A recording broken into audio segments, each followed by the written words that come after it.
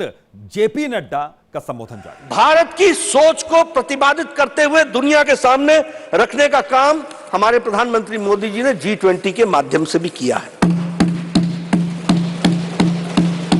मैं जब भारतीय संस्कृति की बात करता हूं तो भारतीय संस्कृति में नारी का स्थान अगर हम देखें तो आर्थिक स्वायत्तता में हमेशा उसका स्थान रहा।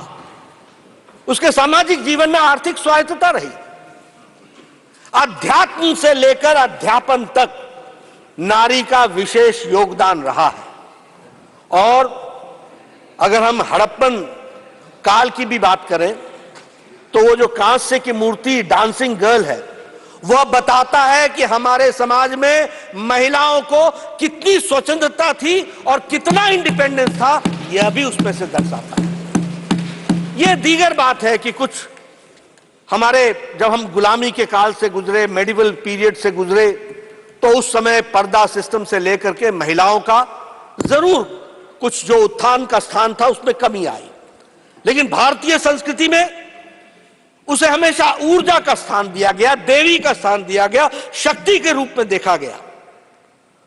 और हमारे यहां शब्दावली भी वैसी है, गौरी शंकर, गिरजा शंकर, भवानी शंकर, सीताराम, राधे श्याम।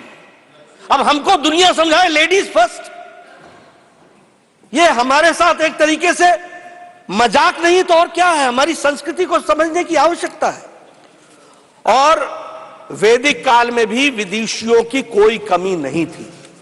वैदिक काल में भी अगर हम देखें तो अगर जब शास्त्रार्थ आदि शंकराचार्य जी के साथ जब मंडन मिश्र जी का हुआ तो आप जानते हैं उसमें न्यायाधीश कौन था?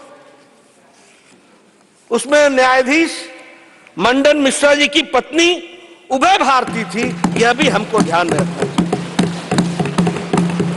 उसी तरीके से यजुर्वेद काल में महिलाओं को बराबर का स्थान दिया गया और कहा गया कि राजा अगर न्याय प्रेमी है तो रानी भी न्याय प्रेमी होनी चाहिए। इतनी दूर की सोच रखी गई थी, यह भी हमको ध्यान रखना। उसी तरीके से 4th सेंचुरी में, 4वीं सेंचुरी में प्रभावती गुप्त जो इंडियन हिस्ट्री में प्रथम राज्य इन्होंने किया, वह बताता है कि महिलाओं का कितना गौरवमय इतिहास रहा है।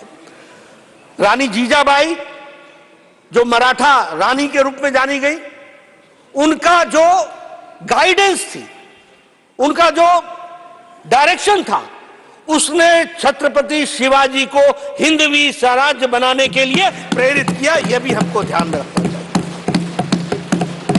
अहिल्याबाई होलकर जी को हम सब लोग जानते हैं अध्यात्म की दुनिया में, और उसके साथ साथ जिस तरीके से उन्होंने मंदिरों का नवनिर्माण किया, वह बताता है कि महिलाओं का हमारे सामाजिक और हमारे आध्यात्मिक जीवन में किस तरीके का स्थान रहा है। 1857 का हमारी क्रांति, और उसमें भी रानी लक्ष्मीबाई को हम नहीं भूल सकते, उनका नेतृत्व तो हम भूल नहीं सकते। और यहां हमारे संविधान सदन में जो कित्तूर रानी चेन्नम्मा जी की जो मूर्ति है, वह संविधान सदन में सुशोभित होकर के वह भी भारत की गाथा और महिलाओं की गाथा बताती है।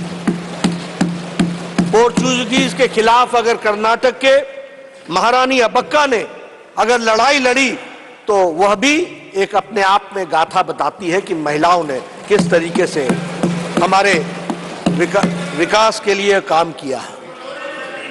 मैं ये भी बोलना चाहूंगा कि मॉडर्न टाइम्स में भी, आज के युग में भी अगर हम देखें, 21वीं शती जो है वो महिलाओं की शती है।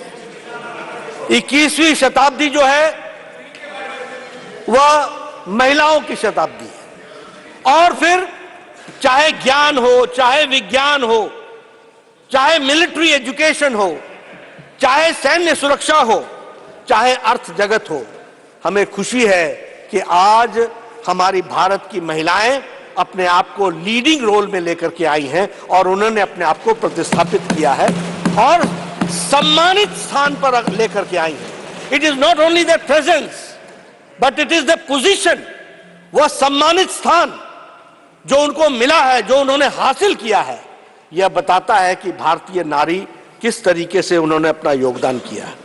आज सॉफ्टवेयर की दुनिया में 21% हमारी महिलाएं हैं जो लीडिंग रोल में हैं। आज हम अगर इसरो की बात करें, जिसके बारे में आप जेपी नड्डा को सुन रहे थे, जेपी नड्डा ने